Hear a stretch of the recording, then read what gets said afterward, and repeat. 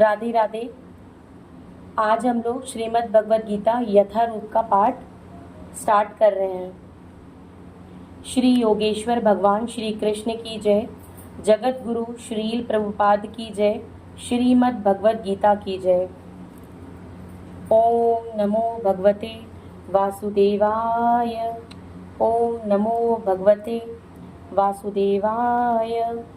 ओम नमो भगवते वासुदेवाय। नारायणं नमस्कृत्य नरं चैव नरोत्तमं देवीं सरस्वतीं व्यासं ततो जयमुदीर्यते।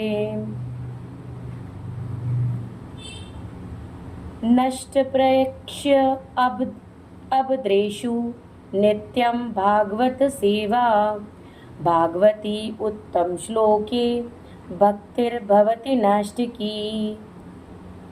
ओम कृष्णाय वासुदेवाय हरये परमात्मने प्रणतः क्लेशनाशाय गोविन्दाय नमो नमः।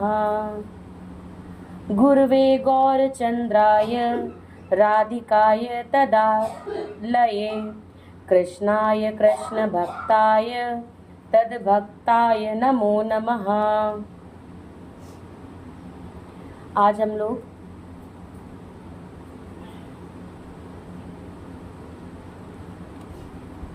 श्री कृष्ण भगवान और राधा रानी को सर्वप्रथम नमस्कार करेंगे। हे कृष्ण करुणा सिंधु दीन बंधु जगतपते, गोपेश गोपिका कांतम राधा कांत नमस्तुते। तप्त कांचन गौरांगीं राधे वृंदावनेश्वरी, वृषभानुसुते देवी प्रणमामि हरिप्रिये। श्री कृष्ण चैतन्य प्रभु नित्यानंद, श्री अद्वैत गदाधर श्रीवासादि गौर भक्त वृंद। हरे कृष्ण कृष्ण कृष्ण हरे हरे, हरे राम राम राम हरे हरे। जय श्री कृष्ण भगवान की। आज हम लोग अध्याय 1 पढ़ेंगे। कुरुक्षेत्र के युद्ध स्थल में सैन्य निरीक्षण। धृतराष्ट्र उवाच, धर्मक्षेत्र कुरुक्षेत्र समवेतायुयुत्सवः, मामकाः पांडवाश्व किम कुर्वत यक्ष जय।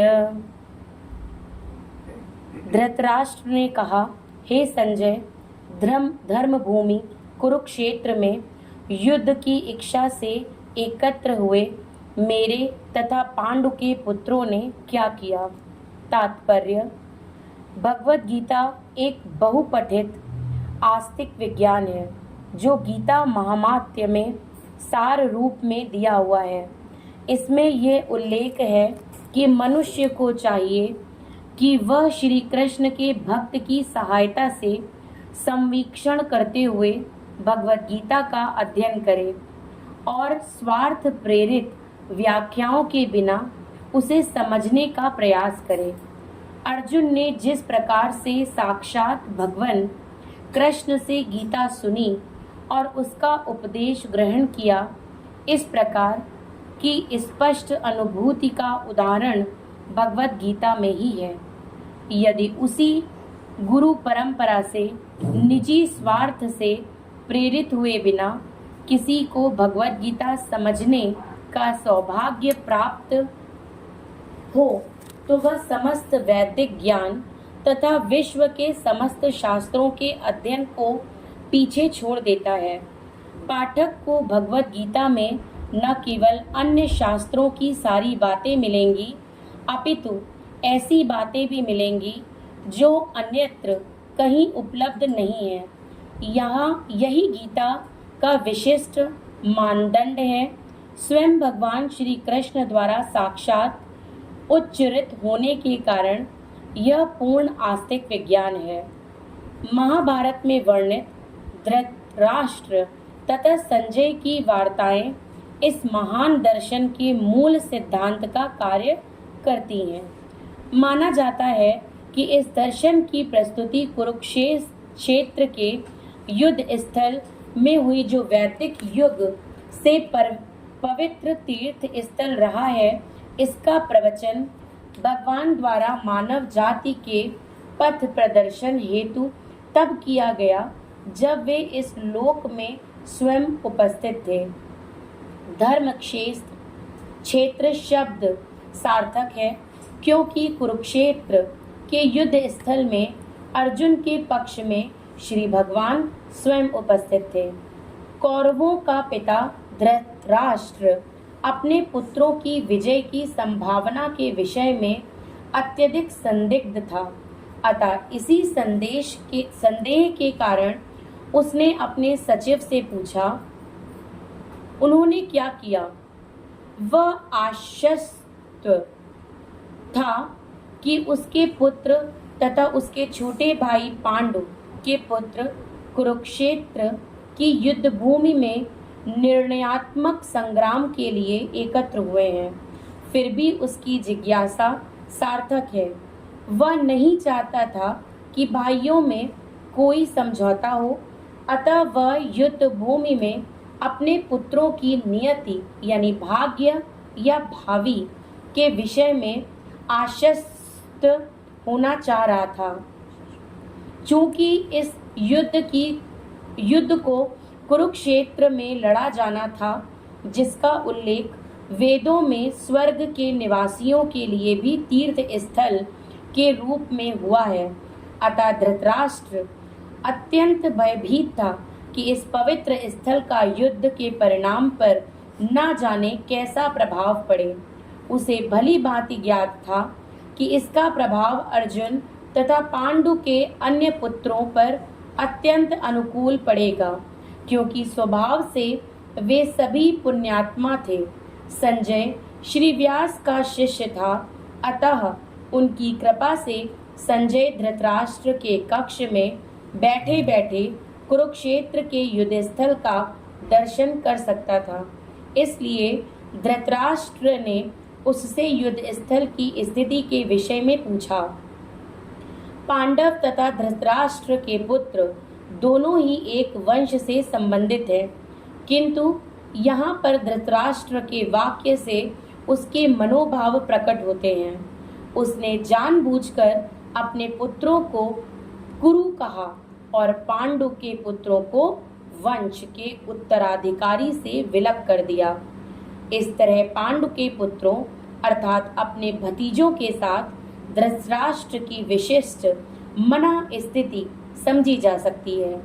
जिस प्रकार धान के खेत से अवांछित पौधों को उखाड़ दिया जाता है, उसी प्रकार इस कथा के आरंभ से ही ऐसी आशा की जाती है कि जहाँ धर्म के पिता श्री कृष्ण उपस्थित हों, वहाँ कुरुक्षेत्र रूपी खेत में दुर्योधन आदि धृतराष्ट्र के पुत्र रूपी अवांछित पौधों को समूल नष्ट करके युधिष्ठिर आदि नितांत धार्मिक पुरुषों की स्थापना की जाएगी। यहाँ धर्म क्षेत्रे तथा कुरुक्षेत्रे शब्दों की उनकी ऐतिहासिक तथा वैदिक महत्ता के अतिरिक्त यही सार्थकता है।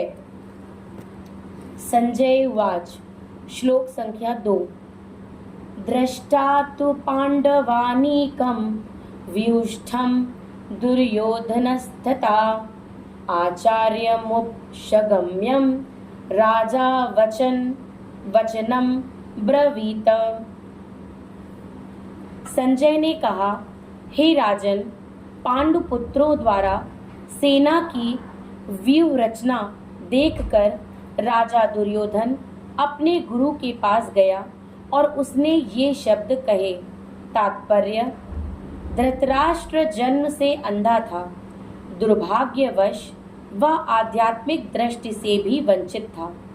वह ये भी जानता था कि उसी के समान उसके पुत्र भी धर्म के मामले में अंधे हैं, और उसे विश्वास था कि वे पांडवों के साथ कभी भी समझौता नहीं कर पाएंगे, क्योंकि पांचों पांडवों जन्म से ही पवित्र थे।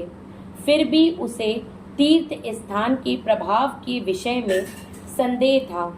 इसलिए संजय युद्ध भूमि की स्थिति के विषय में उसके प्रश्न के मंतव्य को समझ गया।